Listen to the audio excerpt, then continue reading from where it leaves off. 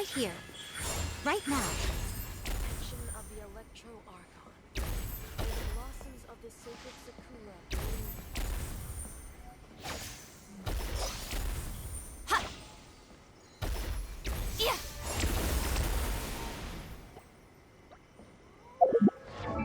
I am the Guji of the Grand Narukami Shrine.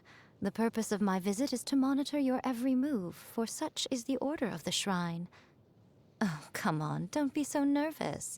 It's only officialese, for goodness sake. I couldn't just go gallivanting around for no reason at all, could I? Now, come on, do something amusing for me. Traveling to other worlds is all that anyone seems to be writing about these days. Goodness knows what they find so disappointing about their own world.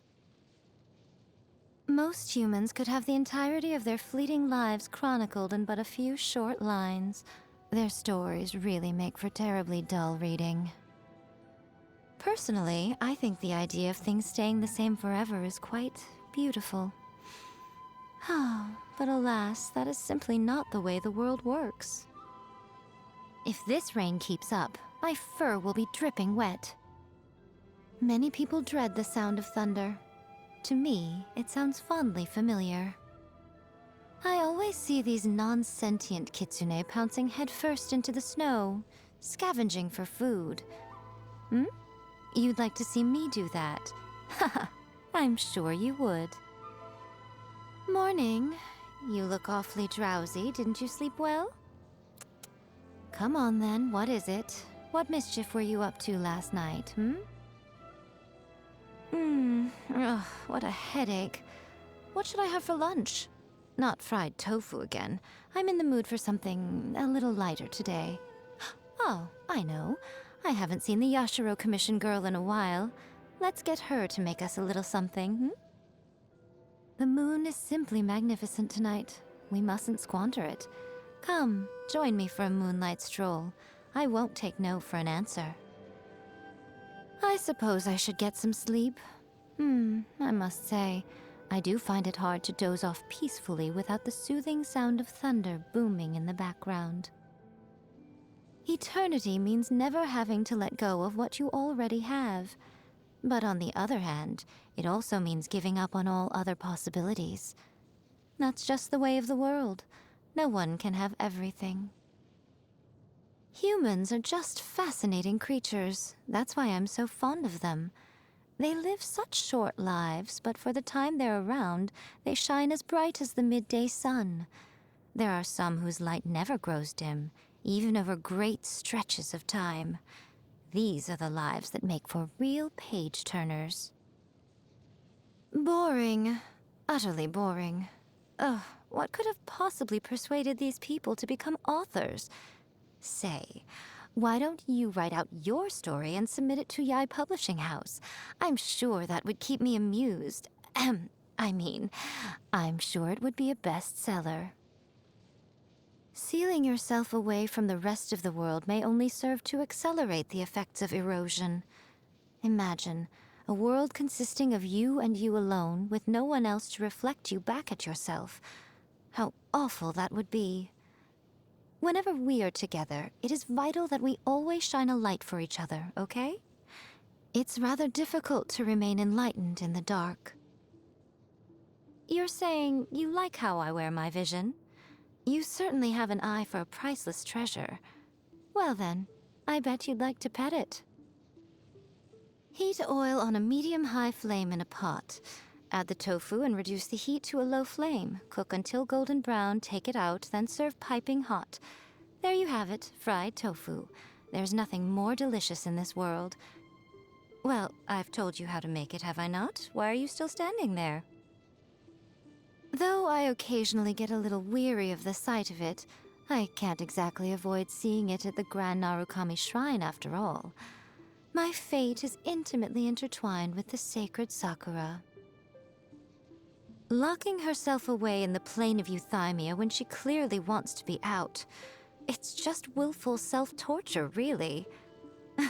On the other hand, it's also rather stubborn but cute, don't you think? The Yashiro rascal. He's always been an unpredictable one, even as a child. Don't be taken in by his warm smile. There's no knowing what devious scheme might be brewing inside his head. It's really quite maddening. What do you mean, sly as a fox? If you're trying to insinuate that he and I are anything alike, you are sorely mistaken. I'm very fond indeed of the Yashiro Commission girl. She adroitly handles every matter that comes before her. Unfortunately, it's often thankless work. Pity. Were she not a member of the Kamisato clan, I would have long since snatched her up for the Yai publishing house.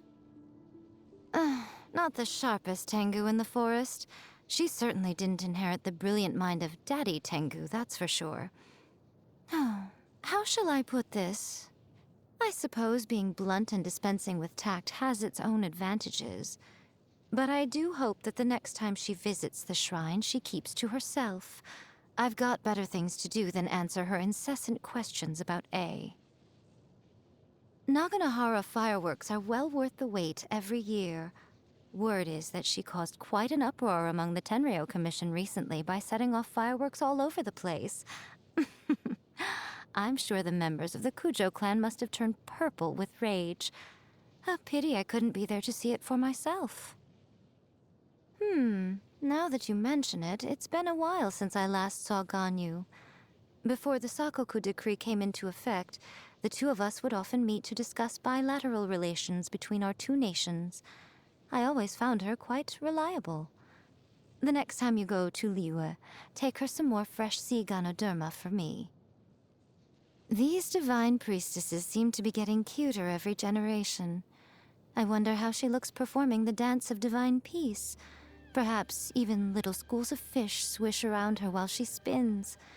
If she's ever looking for a more experienced head shrine maiden to learn from, I'd be quite happy to share a few tips with her. As long as she asked me nicely, of course. Ah, the oddball Oni. I hear that he's been quite a pain for the Kujo clan. The Tenryo Commission wanted to remove his messages on the bulletin board, claiming that they were harmful to public order. I made quite sure they stayed put. He's an entertaining character. You don't often see Oni like him in this day and age. He certainly has a beautiful tail, although mine's a little softer. Ah, yes, the little ninja child. If there's one thing she can do, it's stay hidden. Kano Nana constantly complains to me about it. Apparently, she now spends so much of her time searching for Sayu that she barely has any time to read anymore. If you ask me, I'd say that Sayu has a secret ally who is helping her hide all the time. I've heard a lot about Miyuki's little sister. Quite the character, I'm told. Although she comes from a family of shrine maidens, she's gone her own way in life. Tried her hand at many different trades, studied abroad in Liyue, even ended up joining the Arataki gang. Fascinating girl. Maybe I should have Miyuki introduce me. Yes, that'll work. Miyuki wouldn't dream of refusing my request. More yokai have expressed an interest in the human world lately. I wonder if that's a good thing or not. You want to know what I think? I would tell them to live for the moment. Besides, how could I ever dislike a little yokai who would willingly take us out to dinner and pay for the meal? Oh, you'd like to know more about me? I'm willing to tell, but what will I gain in exchange, It has to be a fair trade. So you tell me all about you, and I'll tell you all about me. Deal? Kitsune Saigu said that she was going off on a long trip, and she's never been back since. At the time, I wasn't the least bit inclined to take on the burden of managing the Grand Narukami Shrine. So she told me that as Guji, I would be able to eat all the fried tofu I desired. As if that would be a convincing reason. That woman spoke so much nonsense, honestly. She could be so insufferable. I decided to found Yai Publishing House simply because I wished to read more interesting light novels, that's all. But it turns out that seeing frazzled authors scraping the bottom of the barrel in a desperate attempt to get their novels finished is where the real amusement comes from. You wouldn't believe some of the excuses they come up with when they're trying to get a deadline extension. Oh, so much more creative than the novels themselves. Even supernatural beings eventually pass away, including gods. It's a terrible shame when their tales are lost to time along with them, never to be remembered again. The problem is, only those with first-class writing and composition skills are qualified to commit these stories to paper. If there is no qualified writing talent in the world, we must cultivate it. Yes, homegrown writers are what we need, capable of adequately capturing these stories with the written word. Though I'm an avid reader of novels written by others, I've yet to pick up the pen myself. Writing a novel is quite an undertaking after all. But if there comes a day when you reach the end of your adventure and want somebody to record it, and if I happen to have the time when that day comes, we'll see. My favorite pastime is reading other people's stories. My second favorite is watching other people squirm. If I could find a way to combine the two... oh, that would be entertainment in its purest form. Peace and tranquility seems to be all the rage nowadays, but it gets dreadfully boring after a while. Have you ever heard of a dish called kitsune udon? It's quite simple, really. Just fried tofu served on top of udon noodles. What do you think? Noodles and fried tofu, that's all. Doesn't it sound heavenly? Anything that has been pickled is firmly off limits for me. I don't care whether it's medaka or kiviak.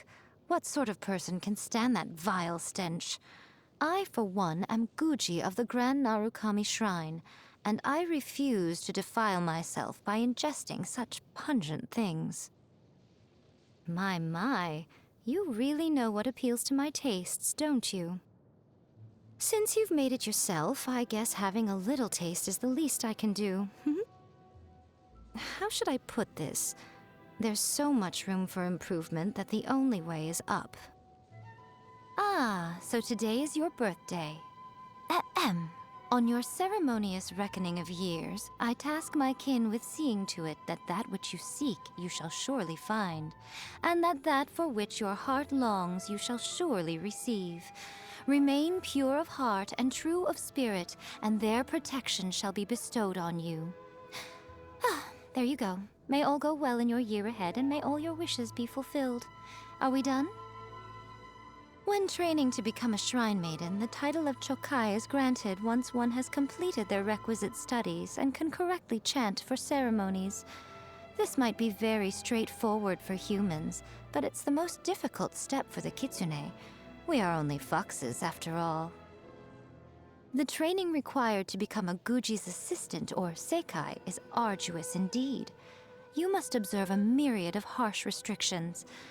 There is only one way to make it through. Snack at night, and make sure you don't get caught. Attaining the rank of Meikai requires one to decipher the workings of the world, transcend its limitations, and fathom all phenomena within. Usually, any who reach this level are granted a vision and a lifespan far beyond that of the average kitsune. Throughout history, only the Guji of the Grand Narukami Shrine has ever held the rank of Jokai. It is an honorary title, not related to the capabilities of the holder. But of course, if I were to declare myself the most powerful Jokai in history, I don't see why there'd be anything wrong with that.